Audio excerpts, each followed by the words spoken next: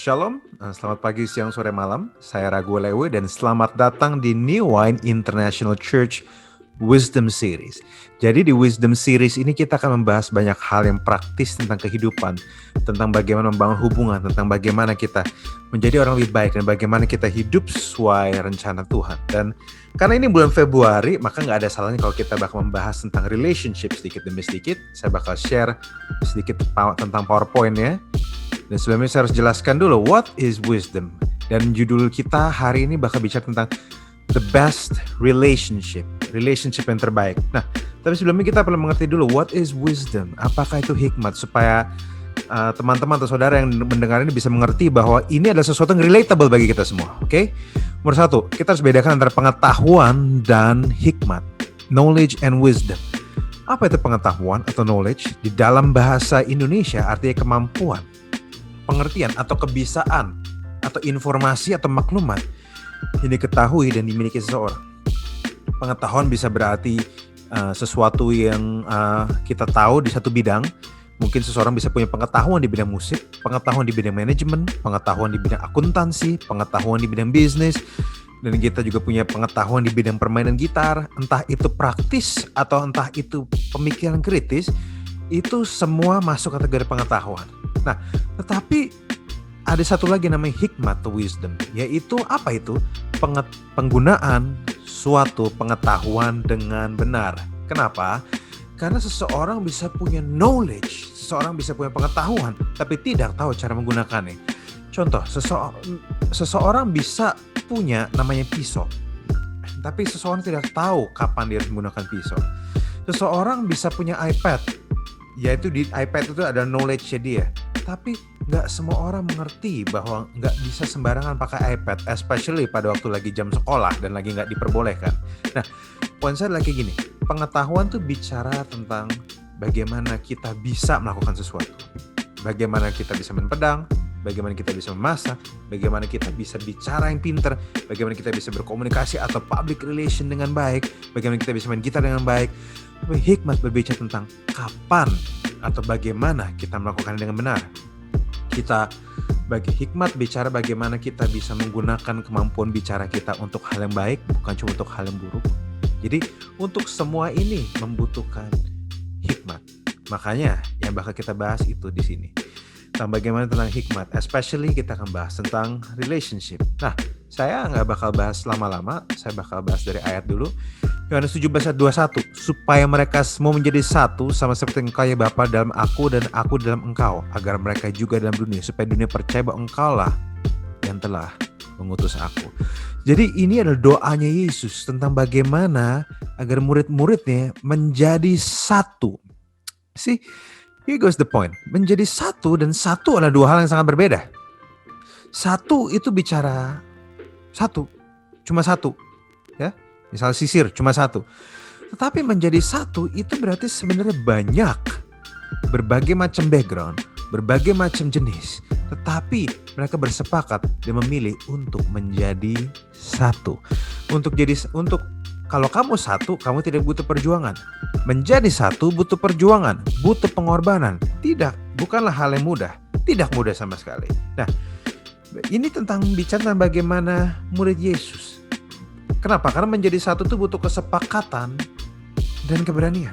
Nah, ini poin saya. Di dalam melayani aja kita harus bersatu. Yang padahal nggak semua di antara kita tinggal sama rekan segereja kita.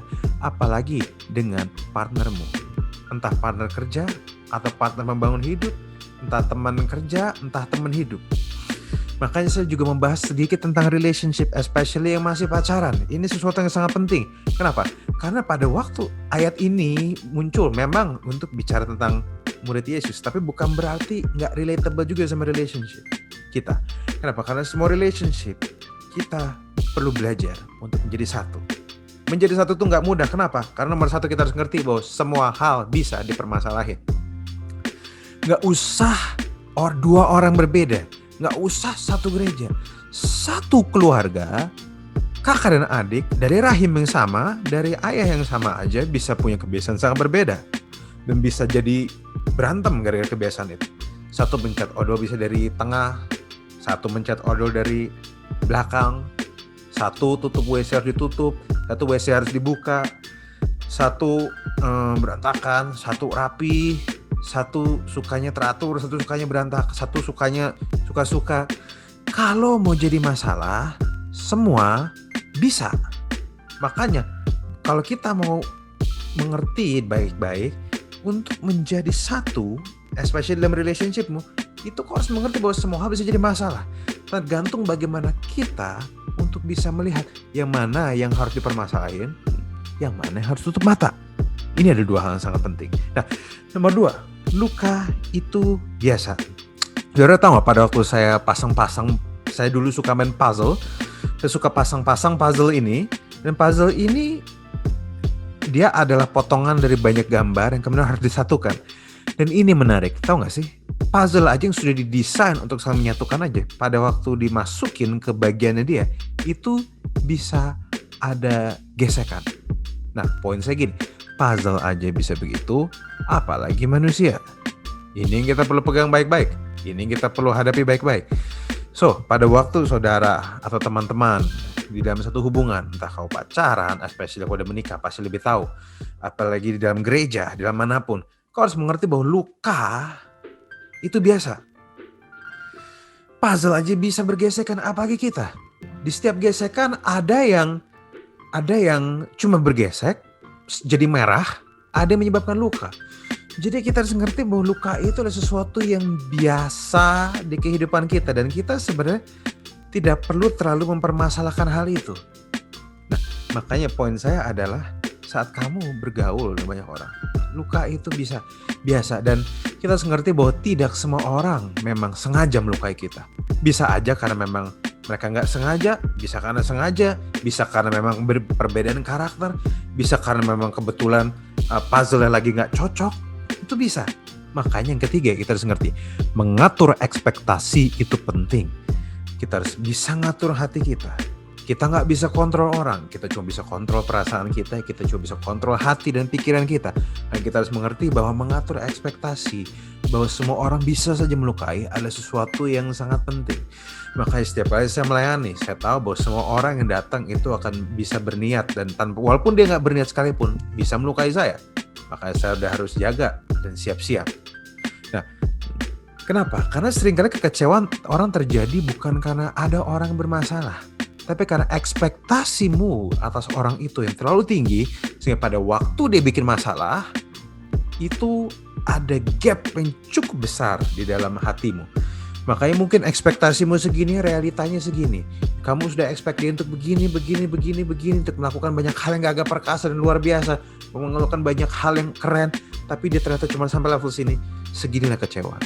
Makanya pelan-pelan untuk awal-awal, aturlah ekspektasimu dengan baik. Mengertilah bahwa semua orang bisa mengecewakan. Mengerti bahwa semua orang bisa mengecewakan kita dan bikin kita kesel. Bahkan memang ada orang-orang diurapi untuk bikin kita kesel. Nah, makanya untuk pasanganmu juga, when you're dating, kau harus mengerti di dalam fase apapun kehidupanmu, mau udah serius, masih belum serius, udah menikah sekalipun, semua orang pasti mengecewakan. Dan Tuhan pun kadang, kalau kita salah melihat dia bisa menjadi satu pribadi yang sangat mengecewakan. Nah, makanya ini yang saya percaya.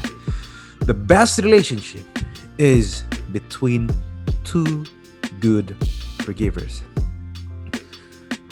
The best relationship ini bukan cuma dimiliki oleh dua orang. Bukan cuma dimiliki dua orang yang baik, tapi juga dimiliki dua orang yang baik dan andal dan terbiasa dalam memberi pengampunan. Kenapa? Karena semua orang pasti salah. Makanya kita harus mengerti bahwa kita nggak perlu take things personally setiap hari. Kita perlu belajar to pick our battle. Kita perlu belajar untuk memilih pertempuran mana yang harus kita hadapi. Makanya nggak semua hal perlu kita masukin ke hati. Ini sesuatu yang penting. Kenapa? Karena pengampunan ini membuat hati kita bebas. Pengampunan membuat kita lebih kuat. Pengampunan membuat hati kita siap untuk bisa menyongsong masa depan tanpa perlu dipenjara masa lalu. Karena kita semua produk masa lalu, tapi kita tidak perlu dipenjara masa lalu. Saya harap saudara bisa aminkan hal ini. Nah, makanya kita udah harus tahu bahwa saat kau membangun hubungan, pasti orang kan bikin salah. Kau harus siapin sukacita dan pengampunan cukup besar. Apalagi kita diampuni. Firman Tuhan bilang bahwa pada waktu kita masih berdosa, Yesus Kristus telah mati bagi kita. Kita diampuni supaya kita gak hidup bagi diri kita sendiri. Kita diampuni juga supaya kita bisa merasakan nikmat diampuni. Dan kita bisa memberikan nikmat itu juga kepada orang lain. Supaya kita bisa memberikan pengampunan. Nah, kalau ada orang nanya, tapi gimana Kak? Gimana caranya untuk bisa mengampuni? Kalau misalnya dia sudah bikin ini, bikin itu dan melukai saya berkali-kali, komunikasi juga susah dan sebagainya. Kita perlu mengerti beberapa hal bahwa orang sulit mengampuni akan kesulitan dalam kehidupannya. Karena semua orang bersalah setiap hari. Kau akan kesulitan. Justru pelajaran-pelajaran ini akan membantumu untuk mempunyai hidup yang lebih damai. Untuk sehingga kau bisa menaruh kekuatan untuk hal-hal yang memang kau urus. Kau gak perlu ngurusin racun yang orang lain berikan padamu. Kau bisa langsung buang. Kenapa? Karena kalau kau gak bisa mengampuni, itu ibarat kau minum racun berharap orang lain yang mati. Kita yang dirugikan, bukan orang lain. Orang lain tidak peduli mau kita ngampunin dia atau enggak. Makanya ini penting. Engkau berhak bahagia, engkau berhak move on, engkau berhak punya masa depan cerah. Belajarlah menjadi pengampun. Nah, yang jadi masalah adalah bagaimana kalau misalnya ini orang, misalnya pacarmu selingkuh terus dan sebagainya, dan dia sudah melukai saya, mukulin saya berkali-kali dan bikin hal-hal yang sulit saya ampuni. Apakah saya masih harus ampuni? Nah, kita harus mengerti. Saya tidak akan bahas lebih dalam, tapi yang kita harus mengerti bahwa gini, makanya dari awal kita perlu melihat dengan siapa kita berpartner. Kita perlu melihat dengan siapa kita belajar menjadi satu. Kalau kamu gak bisa terima kesalahan, kamu berhak untuk pergi loh. Makanya bukalah matamu lebar-lebar. When you're still in dating, saat kamu masih perkenalan, buka matamu lebar-lebar. Cek baik-baik kelemahannya. Carilah orang atau partner yang kesalahannya kamu bisa tolerir. Jangan cari yang cuma ganteng doang. Jangan cari karena udah kelamaan jadian, ya sudah terima aja padahal saya gak bisa terima. No. Kalau kamu gak bisa terima dia sekarang dan kamu gak bisa berkompromi, kamu jangan lanjutin. Carilah orang yang kesalahan kamu bisa tolerir. Karena apa? Semua orang pasti bisa buat salah, tapi ada kesalahan-kesalahan kita bisa tolerir. Ada orang bisa tolerir kalau misalnya orang itu telat, tapi ada orang tidak bisa tolerir. Ada orang yang bisa tolerir kalau kesalahannya itu misalnya dulu pernah punya masa lalu yang buruk, tapi ada orang gak bisa tolerir. Makanya kamu harus cek yang baik-baik. Cari orang yang memang kamu tahu dia bisa buat salah, tapi kamu bisa terima kesalahan. Kamu bisa berdamai, walaupun kesel, tapi kalaupun dia lakukan hal itu, kamu masih bisa terima. Kenapa? Karena saya mau kasih tahu. Karena kalau misalnya kesalahan itu benar-benar terjadi, saya bisa pastikan bahwa pada waktu kamu masuk ke jenjang lebih tinggi, dia akan lakukan kesalahan itu berulang-ulang. Dan kamu harus sabar. Dan saat kamu mencari orang kesalahan yang kamu bisa tolerir, kamu sudah membantu dirimu untuk bisa lebih mudah mengampuni. Ini untuk kebaikanmu sendiri. Bagi teman-teman yang muda, this is for your own good. Ini yang kamu perlu mengerti. Makanya pas pacaran jangan goblok. Kamu cuma pegang-pegang, pelok-pelokan, nanya udah makan atau belum, atau babe I miss you. No, tanya, tell me your weakness. Cari kelemahan, saya mau tanya tahu kelemahan kamu, jangan ditutupin. Kita buka mata lebar-lebar. Kalau misalnya kamu udah pacaran sama dia atau masih dalam hampir udah mau deket mau jadiin, kamu ngomong ini yang sudah pernah saya lakukan, dan dia juga nanya, dia juga ngomong ini yang sudah pernah saya lakukan. Kita bisa saling terima nggak? Kalau nggak bisa saling terima, that's okay, mundur aja, cari teman yang baik.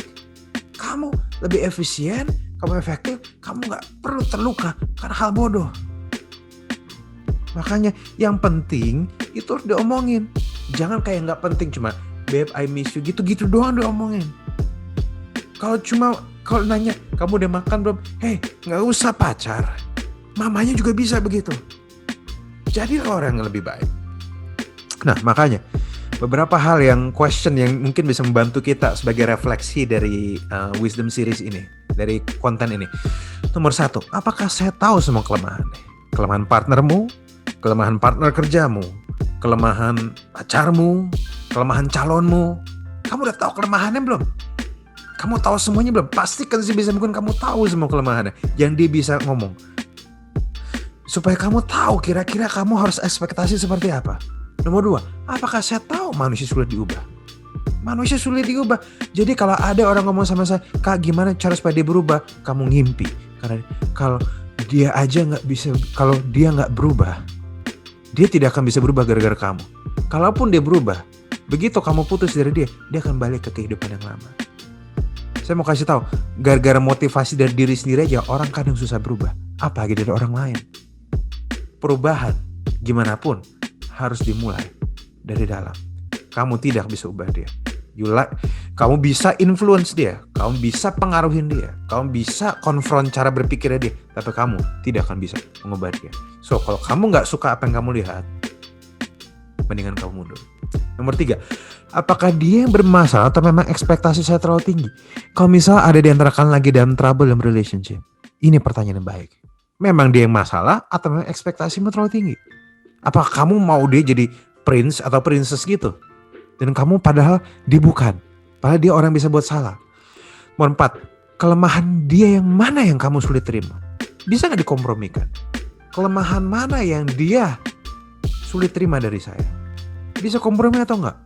Ini bisa iya, bisa enggak loh. Nomor 5, berdasarkan jawaban di atas, bagaimanakah kesehatan hubungan saya? Sehat atau tidak? Sadar. Nah, kalau misalnya kamu udah lihat dan ternyata kamu lihat hubunganmu sehat-sehat aja, kamu tahu semua kelemahannya, kamu sadar manusia sulit diubah, kamu ekspektasi nggak terlalu tinggi, tapi kamu bisa terima kelemahannya, good, jalan yang baik. Berarti hubunganmu lumayan sehat. Tapi kalau misalnya enggak, kamu harus tahu kalau enggak sehat, kamu sadar nggak alasannya kenapa nggak sehat? Kamu tahu persis nggak kenapa? Nah, begitu kamu tahu persis, kamu baru mikir mau lanjut apa enggak partnership. Mau lanjut apa enggak relationship-nya? Mau lanjut apa enggak dating-nya? Apa jadi teman biasa aja? Apa jaga jarak aja? Ini sesuatu wisdom yang penting. Dan saya harap ini membantu bagi rekan-rekan di New One International Church. Saya harap ini menginspirasi. Sampai ketemu di Wisdom Series berikutnya. God bless you.